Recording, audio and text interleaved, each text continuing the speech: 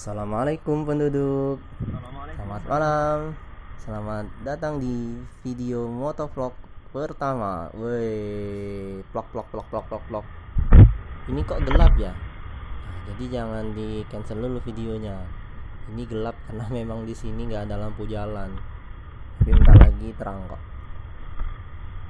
Jadi ini juga jadi tantangan nih, video motovlog di Lubuk Linggau. Malam-malam gelap-gelap sendirian, nggak sendirian sih, tadi ada motor juga. Nah, sudah masuk jalan raya. Oke, malam ini aku mau bayar kredit tanah nih. Gimana sih ceritanya kok bisa kredit tanah? Nah, jadi tahun 2018 aku dapet informasi nih, ada orang pribadi yang menjual tanahnya secara kredit. Jadi kalau cash waktu itu 14 juta, kalau kredit itu 15 juta. Karena waktu itu aku nggak punya uang, jadi ya kredit aja 1 juta. Jadi satu kapling gitu ya, satu kaplingnya 15 juta. Aku ngambil 2 kapling, jadi 2 kapling jadi 30 juta. Itu kan yang sur tuh.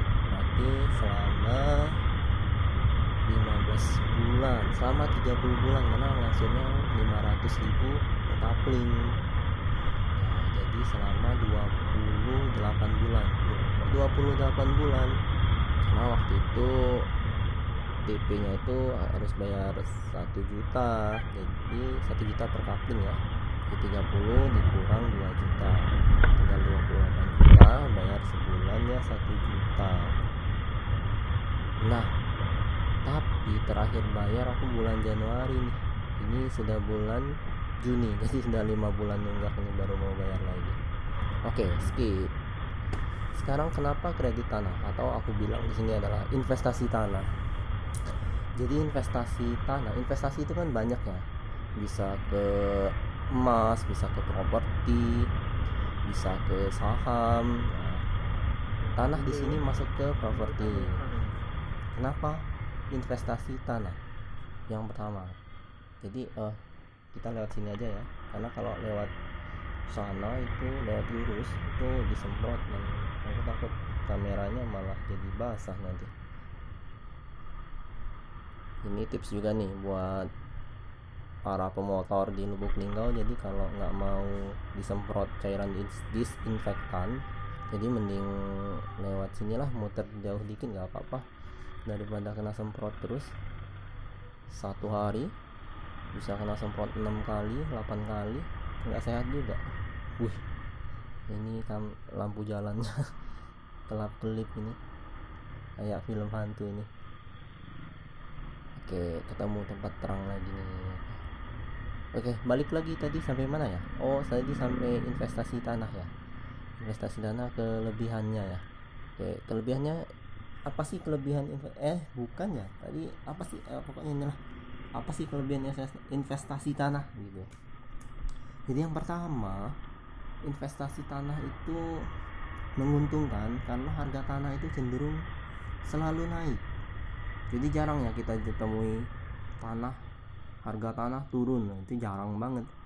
Adanya harga tanah naik, mentok-mentok stabil lah, dia nggak turun nggak naik juga. Nah, jadi karena harganya selalu naik, sebenarnya investasi tanah itu bisa jadi tabungan. Jadi kalau kita beli tahun ini, kita simpen tuh 20 tahun kemudian kita jual, itu harganya udah naik gitu. Apalagi kalau di sekitar tanah yang tempat kita beli itu sudah dibangun perumahan, sudah dibangun sarana prasarana publik lah, dibangun masjid, dibangun sekolah, wah itu sudah bisa naik berkali-kali lipat itu.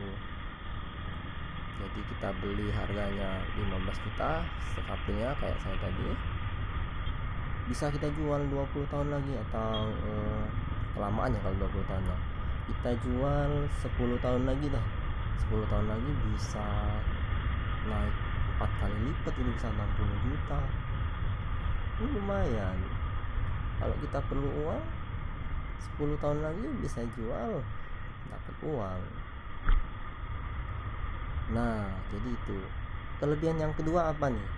Kelebihan yang kedua adalah investasi tanah itu minim biaya pemeliharaan maksudnya gitu. Kalau tanah itu kan dibiarin aja tuh nggak hilang sebenarnya, jadi dia cuman harus dipatok ya, patok lah ya sekali. Apalagi kalau beli tanah kaplingan itu lebih aman sebenarnya, karena kalau tanah kaplingan itu peta-petanya itu sudah ada tuh, ukuran-ukurannya sudah ada, dan biasanya sudah dipatok sama si penjual. Nah paling kalau punya uang mau dipagar juga boleh, tapi nggak dipagar juga nggak apa-apa sih sebenarnya. Kalau biaya rutin itu paling cuma bersihin rumput paling berapa sih, dan itu pun nggak tiap bulan kan, bisa 4 bulan sekali, 5 bulan sekali rumputnya kita bersihin. Jadi investasi tanah itu minim biaya pemeliharaan. Nah buat siapapun di sini kaum milenial yang masih muda-muda ini, apalagi yang di daerah kayak di Lubuk Linggau, kalau ada tanah yang mau dijual dan nggak bermasalah ya, saya sarankan untuk beli nih. Karena kalau sekarang kan milenial masih muda dan belum punya banyak tanggungan ya, jadi bisa tuh uangnya ditabung buat investasi tanah. Nah kelebihan investasi tanah yang ketiga, masih menurut saya, itu adalah investasi tanah kita itu bisa dijadikan bisnis lain. Gimana nih maksudnya? Nah begini, kalau kita sudah punya tanah udah lunas nih, dan kita kebetulan punya modal, kita bisa menggunakan lahan sebidang tanah yang kita punya itu untuk misal bangun bedeng, dan bedeng itu nanti kita kontrakan, itu sudah dapat penghasilan lagi dari situ. Atau kita mau berkebun nih, hidroponik, bisa bikin tambak yang pakai plastik ya, itu bisa juga. Atau kalau kita misal nggak punya modal untuk bangun bedeng, atau kita nggak punya keahlian untuk berkebun hidroponik atau beternak ikan, pertanian untuk beternak sih yang ikan itu. Nah pokoknya kalau kita nggak punya keahlian lah, kita males-malesan, tanah tadi bisa kita sewakan. Nah jadi kita dapat pemasukan nih dari sewa tanah tadi, baik bulanan atau tahunan, itu bisa diatur masih penyewa itu kan. Jadi tanah itu memang, investasi tanah itu memang menguntungkan. Jadi tadi 3 ya, yang keempat adalah ini yang paling penting. Yang keempat ini adalah yang paling penting. Kenapa kita, apalagi kalau kaum milenial nih, yang masih muda, yang sudah berpenghasilan, harus berinvestasi di tanah? Kenapa? Ini yang keempat, ini yang terakhir menurut pendapat saya, yang paling jos.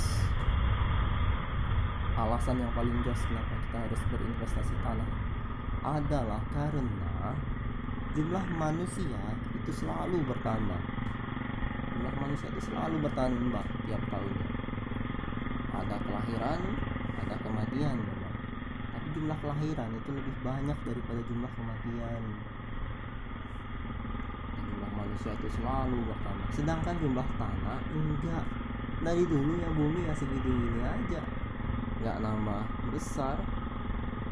Gimana bumi bisa nambah besar ya kan? Jadi jumlah manusia yang bertambah, jumlah tanahnya tetap. Jadi semakin padat nih, lama-lama bisa bagian tanah loh. Jadi kalau banyak yang meninggal berarti semakin banyak tanah buat kuburan dong. Itu ya, itu kelebihannya. Kemudian kekurangannya apa? Kekurangannya yang pertama ya pasti sih modalnya besar. Beli tanah kalau di kota besar gitu ya, memang itu pasti mahal banget ya. Kalau nggak punya modal besar nggak bisa investasi tanah. Nah buat milenial yang di daerah, harga tanah itu masih terjangkau lah ya, apalagi kalau dapat yang kayak saya ini bisa kredit tanah. Itu jangan sampai dilewatkan lah. Jadi bisa berinvestasi kayak nyicil kayak nabung biasa, 500.000 per bulan per kapling, ambil 2 kapling 1 juta ya. Nggak terlalu terasa sih, tapi kalau sudah lunas ya punya tanah gitu. Itu jadi kekurangannya ya. Nabung lah ya, solusinya nabung lah ya, daripada uangnya habis buat nongkrong sana nongkrong sini. Karena kaum milenial ini yang masih muda-muda ini, uangnya itu cenderung selalu habis nih, buat nongkrong sana nongkrong sini, jajan sini jajan itu. Iya kan, apapun hasilannya, saya rasa milenial itu cepet banget kalau ngabisin uang. Oke, kekurangan yang kedua dari investasi tanah itu adalah kalau kita butuh uang, nyairinnya tuh lama. Jadi nggak kayak kita jual handphone yang bisa cenderung cepat laku lah ya. Jadi kalau kita butuh uang, kita punya tanah mau kita jual, itu cenderung lama. Jadi kalau mau investasi jangka pendek, investasi tanah ini nggak cocok. Karena investasi tanah ini harusnya investasi jangka panjang, itu biar dapet untung nggak rugi. Tapi sebenarnya tergantung lokasi sih. Kalau lokasinya bagus, misalnya di pinggir jalan, pertama tadi modalnya pasti gede tuh. Yang kedua memang agak cepet kalau kita mau jual karena lokasinya bagus. Tapi sebagian besar sih bisa lama cairannya. Oke, itu tadi yang kedua, kekurangan yang kedua. Kekurangan yang ketiga apa? Kekurangan yang ketiga ini harus rutin dimonitor tanah kita itu. Karena kalau nggak dimonitor nanti diserobot orang. Monitornya nggak harus tiap bulan, bisa ya setahun 2 kali. Atau kalau misalnya ada temen kita yang lagi datang ke dekat-dekat lokasi, kita bisa nitip ke dia, bro tolong dong liatin tanah sekalian. Makanya kalau beli tanah itu, tanah kaplingan apalagi ya, itu enaknya bareng temen. Jadi nggak harus kita liatin terus sekali-sekali bisa nitip ke temen gitu ya. Kayaknya cuma 3 itu sih kekurangannya kalau menurut pribadiku ya. Ini kadang saya gimana nih. Jadi itu nih investasi tanah. Kelebihannya tadi ya, aku review sebentar ya. Kelebihannya tadi ada 4. Pertama, harganya cenderung naik. Yang kedua itu minim biaya perawatan. Yang ketiga itu dia bisa dijadikan bisnis lain. Yang keempat, karena jumlah tanah itu tetap, sedangkan jumlah manusia itu selalu bertambah. Kekurangannya ada 3 kalau menurutku. Pertama, butuh modal besar kalau kita nggak dapat kredit tanah. Yang kedua itu kalau kita butuh uang, pencairannya itu lama, proses jualnya itu lama. Yang ketiga itu harus rutin dimonitor karena takutnya itu diserobot oleh orang lain. Karena kalau patoknya bisa digeser. Kalau pagar, kalau sudah dipagar aman sih. Sudah dipagar aman. Nah ini kebetulan bentar lagi sampai nih. Oke, mana ya lorongnya? Aku lupa lorongnya mana ya. Ini nih. Oh bukan. Mana ya? Kayaknya ini lorongnya. Ini. Oke, masuk. Gelap ya. Ini lagi-lagi bukan kameranya yang gelap ya. Ini gelap karena memang di sini nggak ada lampu jalan. Ini lorongnya. Jadi rumah bapaknya itu ada di sebelah kanan. Bapaknya juga baik sih orangnya, insya Allah ini terpercaya. Kalau nggak salah ya, waktu video ini aku buat, bapak itu masih jual tanah loh, masih jual tanah kaplingan loh. Jadi setelah tanah kaplingan yang lama laku semua, bapaknya jual tanah kaplingan baru.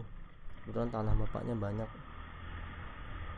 Jadi kalau ada warga Lubuk Linggau di sini yang nonton video ini, bisa cari-cari tahu tentang kredit tanah. Oh, ini ada cara, cara yasinan. Kayaknya nggak sejauh ini deh. Ini kayaknya apa salah lorong? Salah lorong nih kayaknya.